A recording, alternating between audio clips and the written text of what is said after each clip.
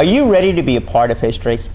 Behind me is a picture of Tom Fabbri climbing Mount McKinley. Besides me, though, is Tom. And Tom, you're on this quest to complete the Adventure Grand Slam. Can you explain what that exactly is? Absolutely. The Adventure Grand Slam is climbing the highest peak on each of the 7 continents, plus skiing to the North Pole and then skiing to the physical South Pole. Right. Now the climb that's coming up is down to Vincent Massive, which is climbing the highest peak on the South Pole.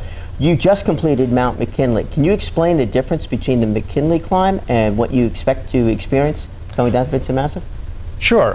The McKinley climb, that was about 3 weeks. We had some bad weather, cold temperatures, minus 40 degrees. As you know, we were blogging, social media while we were on that adventure. My satellite phone froze up the first week there. So this year, going to Antarctica, Mount Vincent Massive, we'll have a brand new satellite phone. We're still going to be doing Twitter, Facebook, LinkedIn, the whole social media, and hopefully, if things work out, we'll be making phone calls from the summit of Mount Vincent Massive. So really looking to take everybody along for the, well, we're going to say for the ride, but for the walk, for the hike on this one. Absolutely, absolutely. The reason why, obviously, I want to become the 11th American to achieve the Adventure Grand Slam, but this adventure has become bigger and more than I could ever imagine.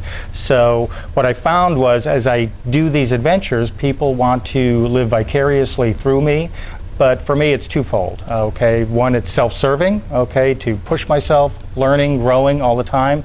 But also, the second thing is, I use the metaphor: we all have mountains to climb, and so I'm just showing people that if I can do this, you can do anything. Yeah, it's difficult though for some people to understand the extent of how much you're pushing yourself beyond what you thought maybe you were capable at one point in time to go and accomplish this. So to bring everybody along for this hike, to show them that anything is possible, has to be rewarding in and of itself, besides your own accomplishment, what you're able to show other people too. Oh, absolutely. I want to be able to show people on this climb the struggles, everything that I'm going through. Okay, even when I get to the summit, typically when I get to the summit of these peaks, I break down and cry. So why not show them that? It's real. It's real life. It's real life. Now, there's also a charity that you decided to involve yourself with on this particular climb. Friends of Karen. And they are? And you can go to their website, friendsofkaren.org, and it's a charity for children and families hit by cancer, and that is near and dear to my heart.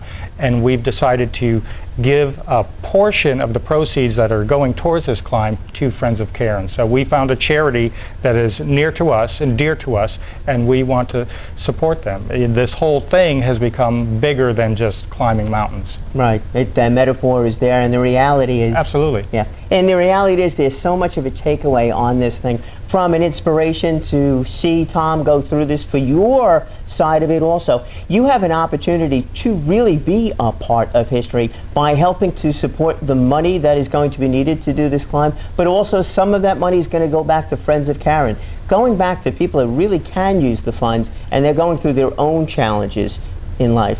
And Tom, I want to thank you so much for joining us today, but also for sharing the story and for allowing us to come along with you. Thanks, Brian. This is a pleasure. Thank you.